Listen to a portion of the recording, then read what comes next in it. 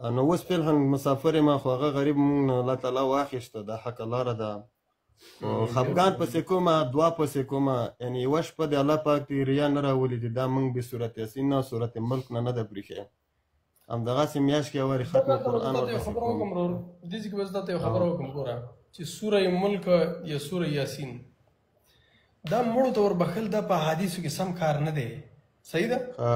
او سوره ملک نبی صلی الله علیه وسلم دا سړی د خپل ځان دپاره ویلی شي د خپل ځان دپاره سړی ووایي د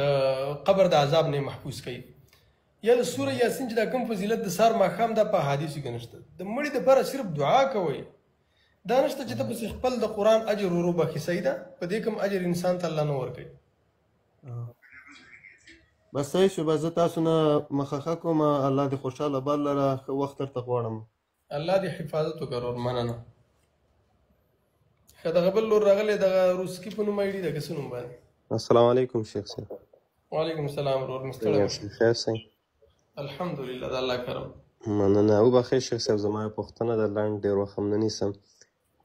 نو دغه یو پوښتنه ده زما یو خو هغه دعاګانې دي چې کومې نبي علیه السلام موږ او تاسو ته حدیثو کې ښودلي دي که نه چې په سجده کې موږ غوښتلی شو یا اتحیه نه اخري برخه کې که نه